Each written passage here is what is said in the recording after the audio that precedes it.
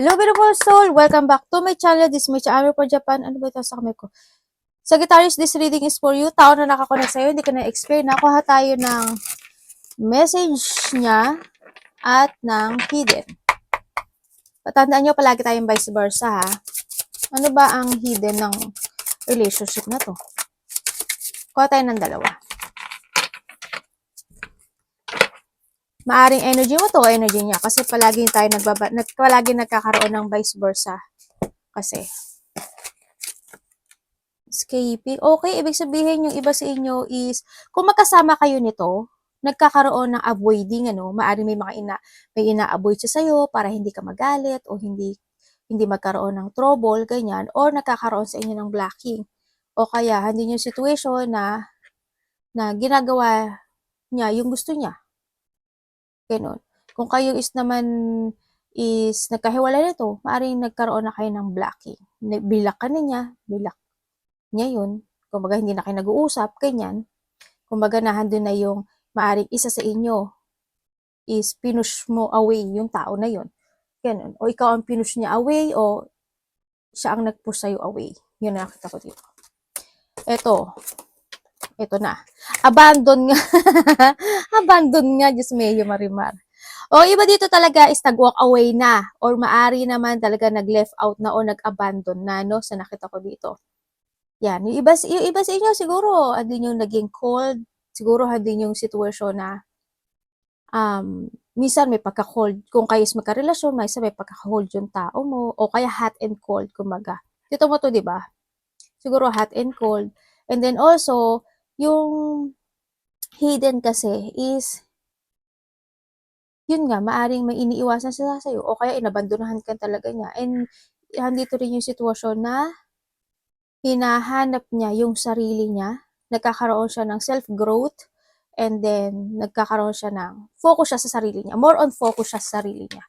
Kung magkasama man kayo nito o hindi na, mas nagpo-focus siya. Kumbaga, being an independent person, no? So, nakita ko dito. Focus siya sa mga gusto niyang gawin, sa sarili niya, yung gusto niya, ganyan. Nagso-soul finding siya, ganyan. Maring iba dito, nagkahiwalay na kayo nito. Kung nagkahiwalay na ka to, ganun. Kung nakita ko ito. And the message. Anong message mo ka sa Sagittarius?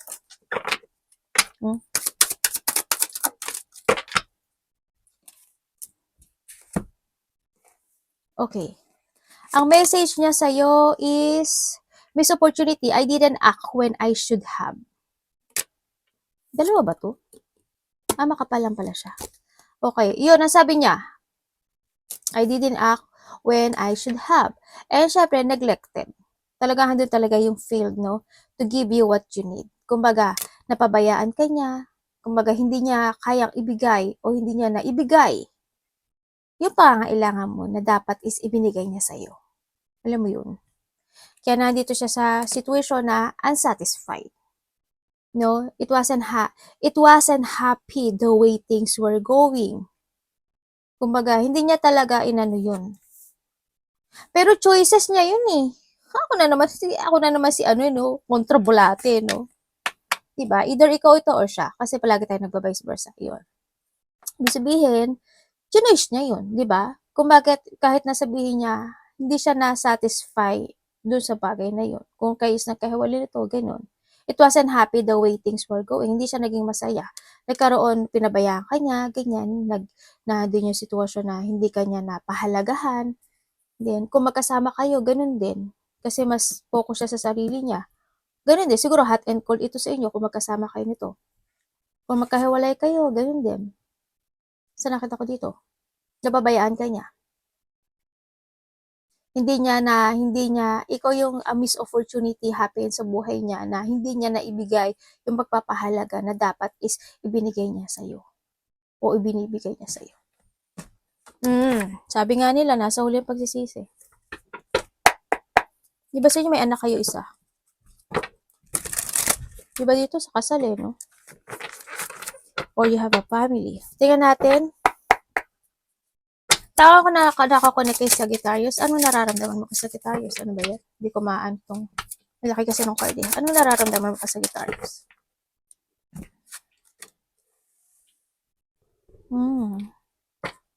Ganun.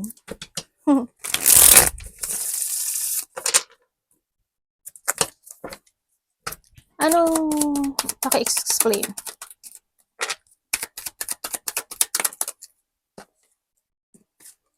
Nararamdaman niya sa'yo, Sagittarius. Ayo, 3 observe. Okay, nararamdaman. Teka lang. Yung iPad ko. Ay, tapos na pala. Nararamdaman niya sa'yo, ano ka raw eh? Nararamdaman siguro minsan, pag nagsasalita ka, Sagittarius, napaparanoid ka. Ganyan. Siguro overreact, ganyan. Sa nakita ko dito. Tapos, andun din yung situation na sinasabi mo yung gusto mong sabihin sa kanya. Yan, nararamdaman niya sa'yo. Ganun. Minsan daw, paranoid ka daw magsalita. Tsaka, nararamdaman niya rin sa'yo, a person who is practical, a person na maalaga, a person's thinking of the future, a person na always giving an effort and hard work. Kahit na sinasabi niya na minsan napaparanoid ka at minsan nakakasakit yung salita mo, mahalaga ka sa kanya. Sagittarius, naging mahalaga ka. Kasi andun yung sitwasyon, nararamdaman niya kasi naramdaman niya na talagang pinahalagahan mo siya, inalagaan mo siya. No? Binigay mo yung effort and hard work mo para sa kanya. Alam mo yun, yung isinama mo siya sa mga plano mo, isinama mo siya sa mga gusto mong mangyari sa buhay mo, pero handun yung dumating na sinaktan ka niya. Alam mo yun? Yun na yun. Nasaktan ka niya. Nararamdaman niya sa'yo is sobra siyang nasasaktan din kasi nasaktan ka niya. Nasasaktan ka niya. Ganyan. Tapos minsan, yun nga sinasabi niya, kasi nandun kasi yung pagsisinungaling niya sa'yo eh. Alam mo yun, yung napaka-very defensive nitong tao na to.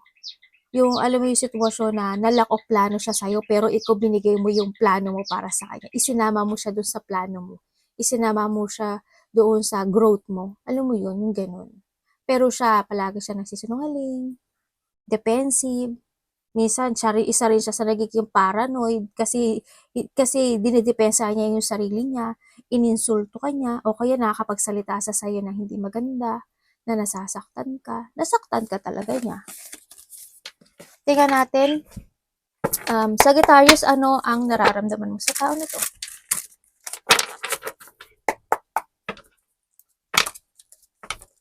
Ano ang nararamdaman mo sa tao na to? Ay, kalali. Tingnan natin.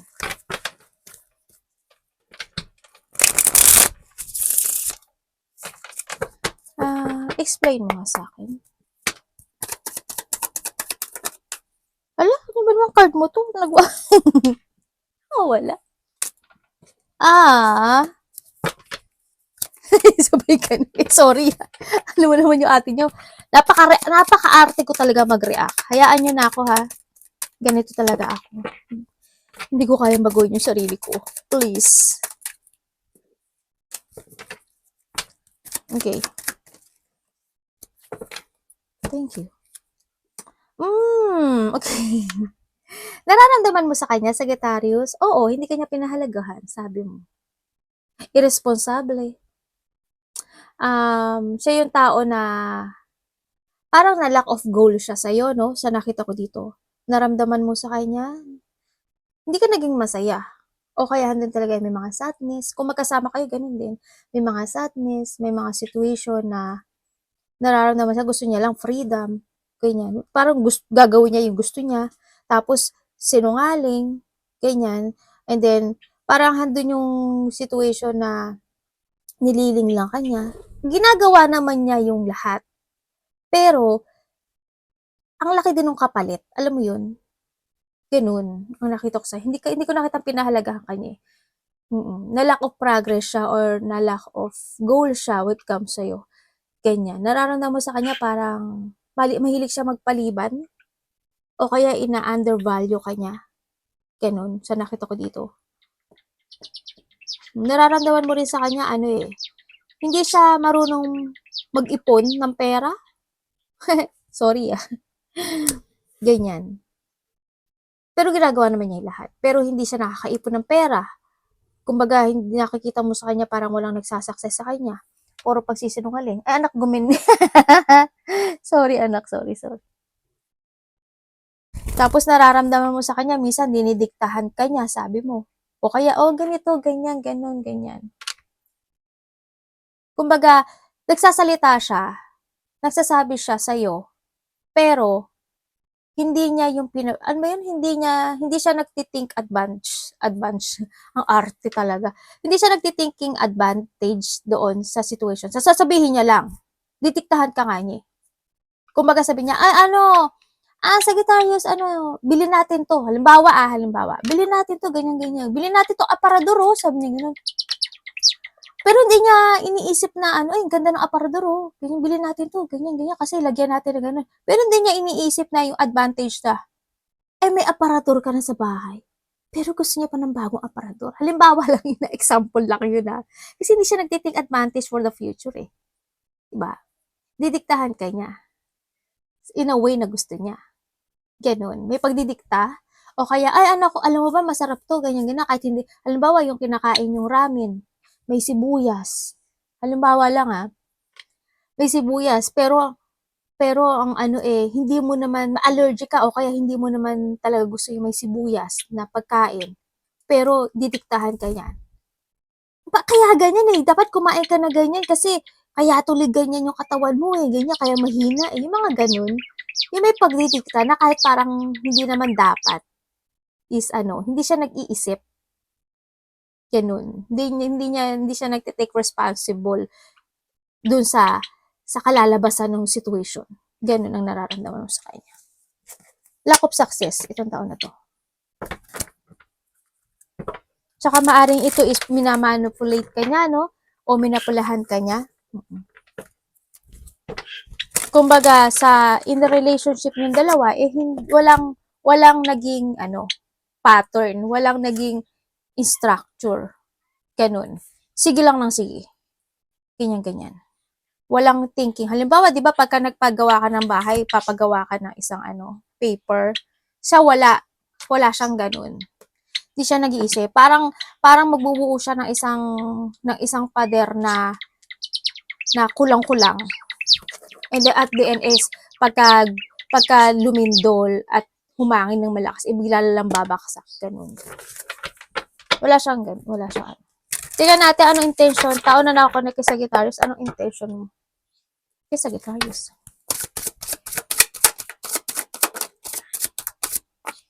Hindi niya alam kung makakasakit ba siya o hindi. Hindi niya agad napag-isipan niya. Basta naisip niya lang yung gusto niya. Intention niya, devil. Diyos ko naman. Ano ba naman yun? Ang dami naman magiging intention. Devil talaga. But intention mo, devil. Oh. Okay.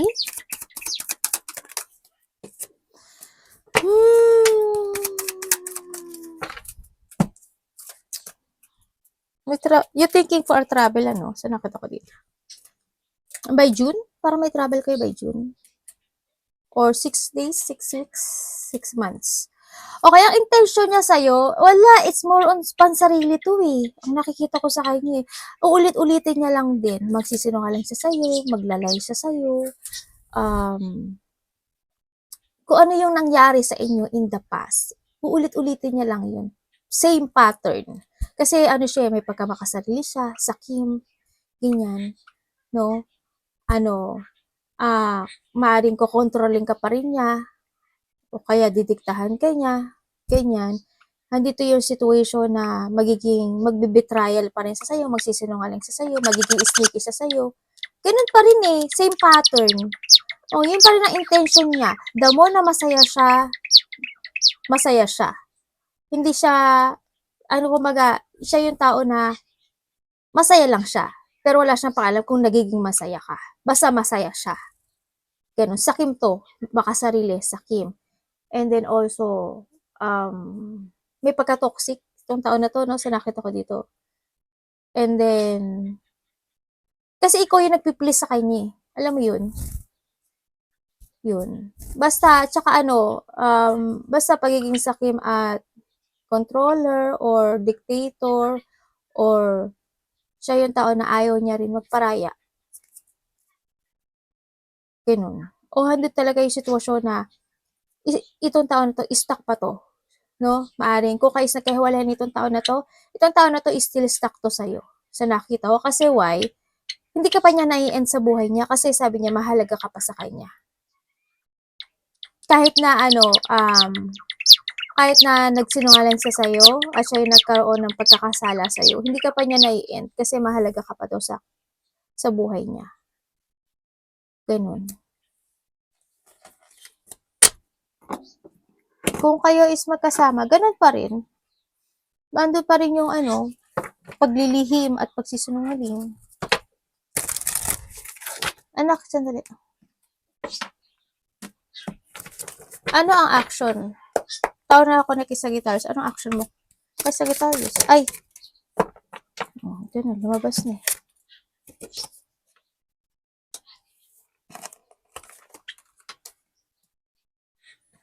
Ay, sorry. Sorry, anak. Sorry. Na ko yung kinuha ko yung bara, nakaano pala yung buntot niya dun. O, di sumama siya dun sa paghata ko sa baraha. Oh, sorry na. O, gumin na.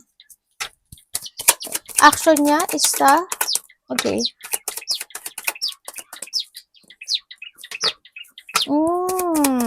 Okay.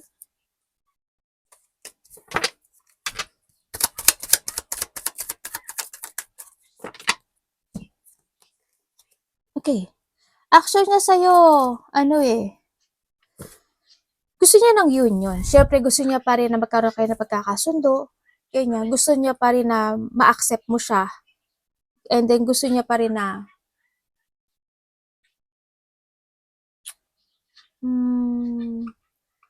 pagtiyagaan mo siya. Tama ba yun? Ganyan kasi nakikita ko eh. Sorry ganun talaga. Yung parang kung dati is pinaglaban mo siya, ngayon kung pwede daw pwede bang pagtiyagaan mo na lang muna siya? Ganun ang sinasabi niya. Pwede bang, pero bakit ikaw pa rin na mag-please? Diba?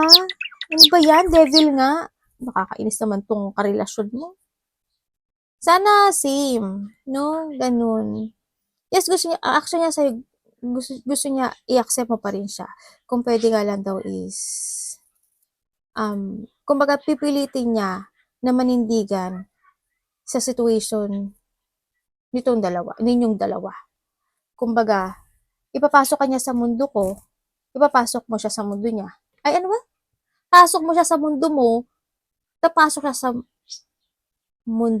pasok ka sa mundo niya. Ganun.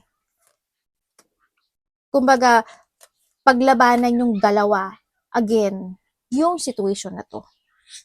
Para magkaroon ng pagkakasundo again. Kumbaga, bumalik yung trust, ganyan, bumalik yung dating kayo, bumalik yung duality, bumalik uli yung partnership, at bumalik uli yung connection ninyong dalawa.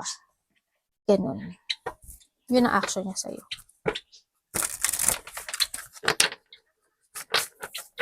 Pero ang nakikita ko kasi sa kanya, medyo weak kasi yung sinasabi niya sa akin na i-accept mo siya, and then pareho kayo manindigan. Pero weak kasi yung, parang mas ahead ka pa rin sa kanya. No, parang ikaw pa rin yung magpi-please pa rin sa kanya dun sa nakita ko sa card. Ganun. Hindi siya magpa-fight, pero pipilitin niyang manindigan. Alam mo yun? Mas talo yun. Paano kung sumuko rin siya at the end? Dapat, naninindigan ka na, magpa-fight ka na, maninindigan ka pa. Diba? Kung maninindigan ka lang dun sa sinabi mo, pero at the end, ang mag-iiwan ka rin, iiwanan mo rin siya sa ere. Parang ang labo, diba? Pero nasa sa inyo yun. Trust to your intuition. Ano ang blind spot na connection ito? Marang ikaw ito, Sagittarius, or siya?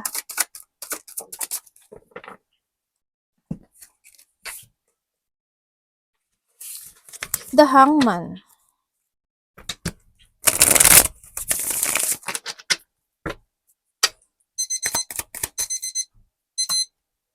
Kasi yun dito nakikita ko ayaw niya makapag-compromise sa'yo eh. Pero nasa paninindigan niya. Pero hindi sure yung paninindigan eh. Kasi why? May boundary pa rin siya dun sa part na yun. Parang hirap. No thank you sa akin dito. Joke. Kayo naman na magdi-design yan. Hangman. Blind spot is the hangman.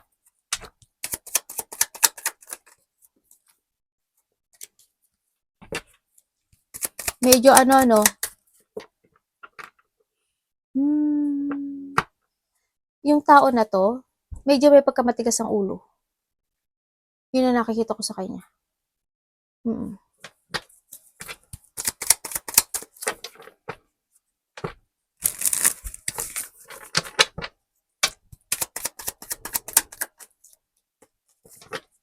Sa tingin ko siya to. Tandaan nyo palagi tayong vice versa. Okay. Ang nakikita ko dito, ang blind spot ng connection ito, ano pa yung, alam mo yung waiting? Naghihintay pa rin yung isa sa inyo. Naghihintay pa rin ito, hindi pa siya, kumaga slow movement, ang nakikita ko dito, hindi pa siya, totally nagkakaroon pa siya ng two path choices, either ilelet ko kanya o hindi. Ganyan.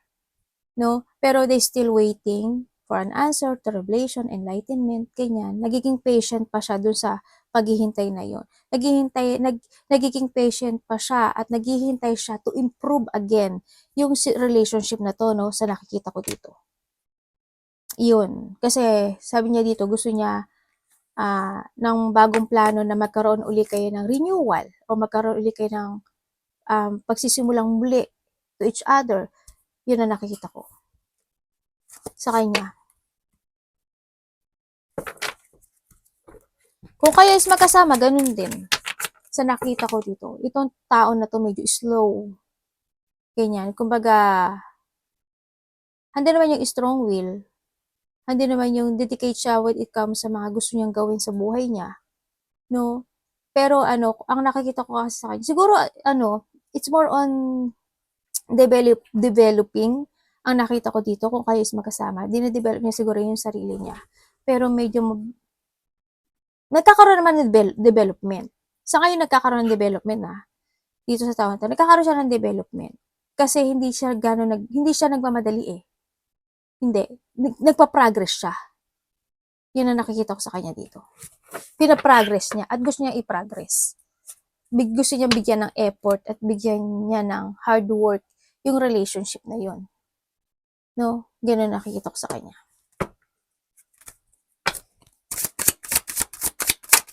Pero sana, 'di ba? Yung dito nakita, ay yung dito ba yun?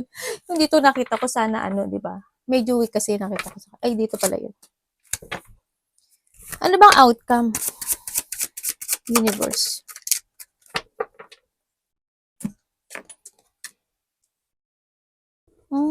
Okay.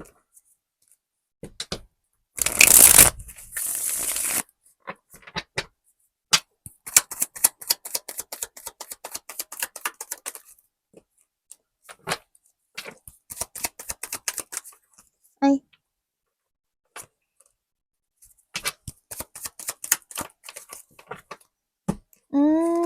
Okay. Ang outcome ng connection ito, ano? Outcome is ano?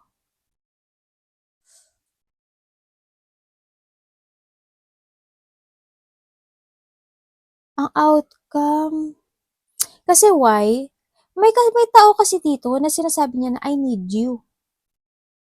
Yun ang sabi. I need you. I'm sad. Ando yung sitwasyon na nagkakaroon ng lungkot. Gusto kita kausapin kasi kailangan kita. Namimiss kita. Ganyan. Nare-reminisce ko yung situation natin in the past. Kung kayo magkahiwalay nito ando yung sitwasyon na sana, iba dito kasama mo to sa trabaho. O kaya sa business. Ganyan.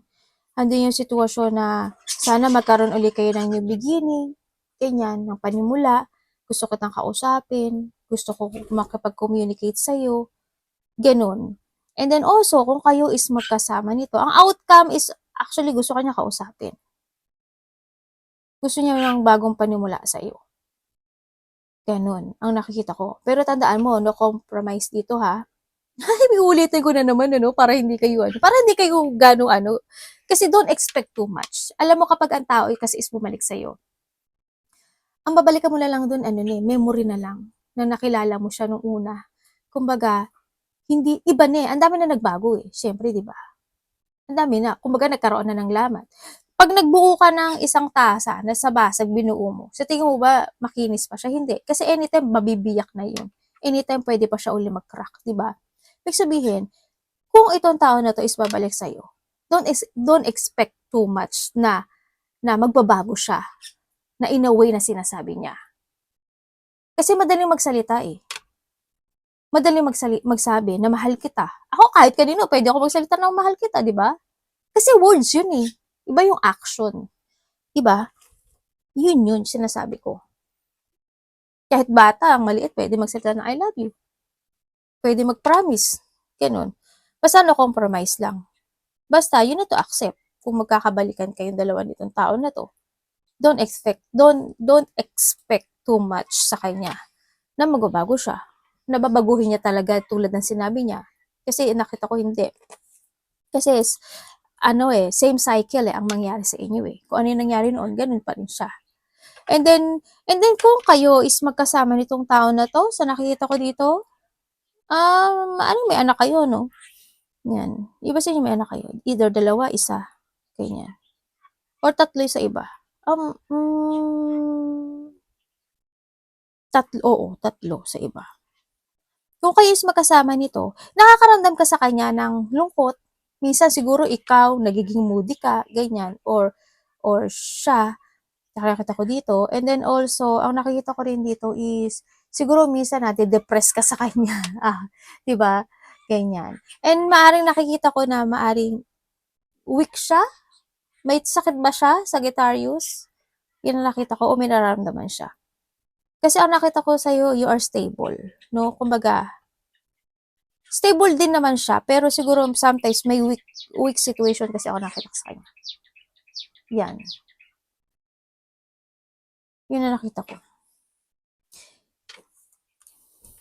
Kung magkasama kayo nito, nagkakaroon naman na pag-uusap. More on pag-uusap related ang money, business, ganyan. Pero, when it comes, I don't know kung siguro, nagkakaroon sa inyo na connection when it comes to a love is because of the child. Ganyan. Siguro mahal niyo rin yung isa't isa. Ganyan. Kasi nakita ko na ipagpapahalagi. Siguro medyo nababawasan yung love mo sa kanya. Ganyan. So nakita ko ito kung magkasama kayo. Siguro minsan nadi-disappoint ka sa kanya.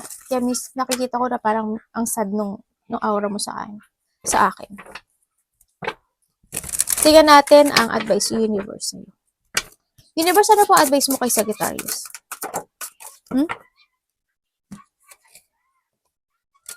Oh, okay.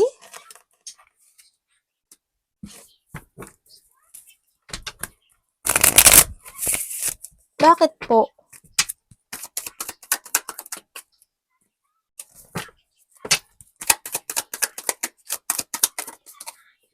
Thank you.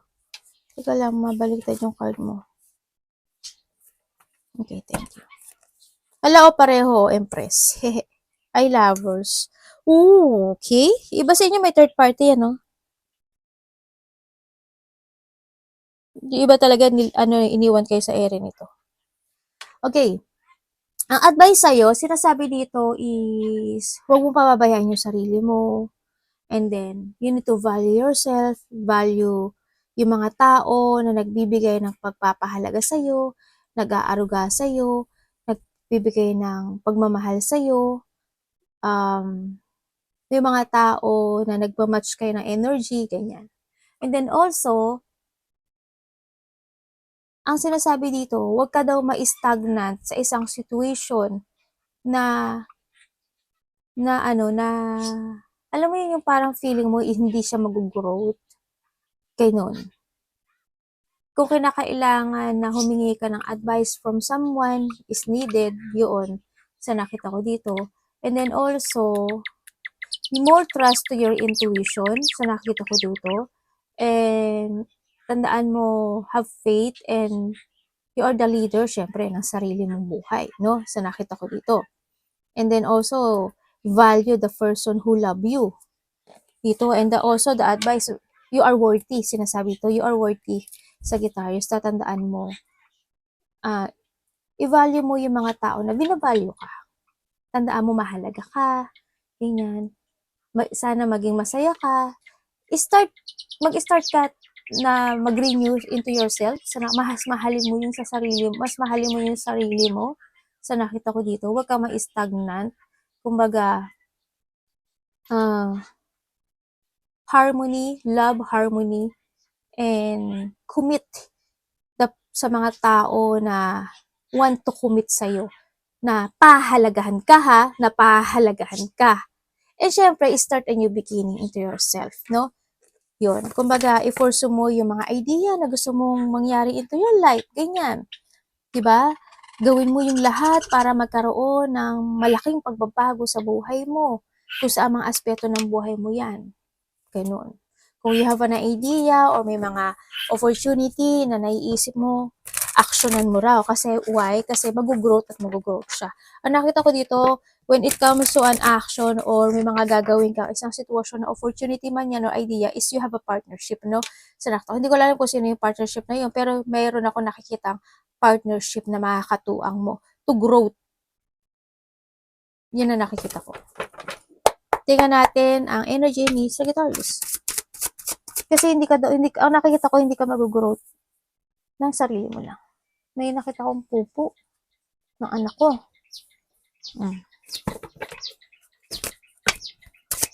At ano po, energy ni Sagittarius, March.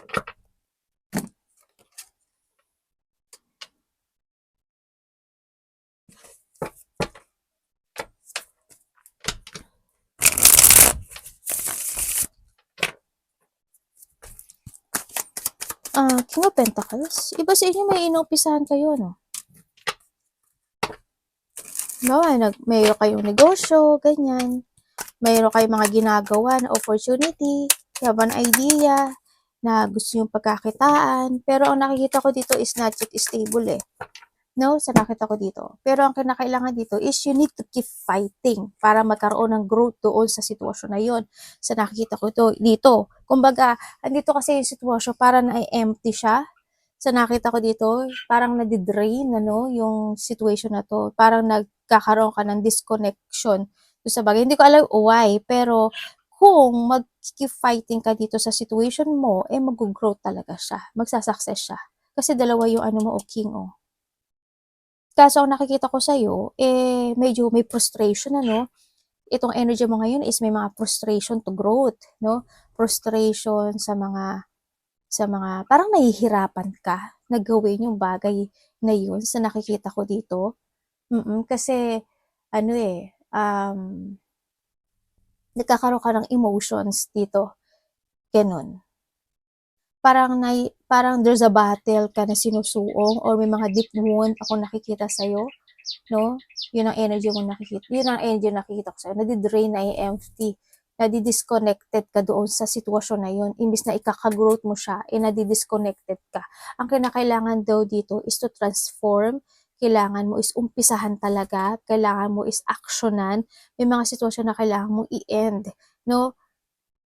Para mag-growth ka talaga sa buhay mo. And then, revert, move on. Kumbaga, kailangan na magkaroon ng pagsasaayos. No? Ang nakikita ko dito. Yun, wag kang magkaroon ng negativity. Kasi sinasabi nga dito is, the choices is always available sa'yo. If you want to grow sa buhay mo, nasa sa'yo yung choices na yun. Diba? Ikaw ang gagawa na. Huwag ka magpa-stuck, huwag ka magpa-trap. Ganun. Huwag kang mag-thinking of a negativity. Kailangan sa'yo is an action. Kailangan sa'yo is to start a new beginning. Kailangan sa'yo is i-fulfill mo yung dreams na yun. I-fulfill mo yung bagay na yun, no? To achieve. Kasi why? There's an waiting of,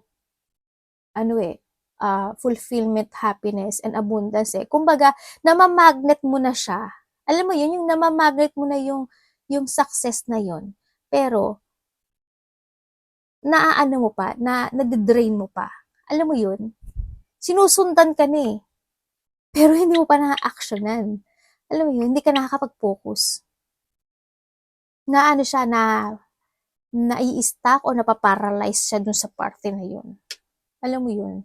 Kasi pag, ito na yun eh, keep fighting. Sinasabi dito, you need to keep fighting para totally na overall magnetic ka. Diba, Sagittarius? Kailangan mo action. Huwag kang magpa-stuck. Huwag kang malito. You need to be creative doon sa sitwasyon. Okay na kailangan mo ng tulong ng iba, humingi ka ng tulong. Hindi naman masama eh. Diba? It's a trusted person mo ha. Ganun. Arigato naman si Katis.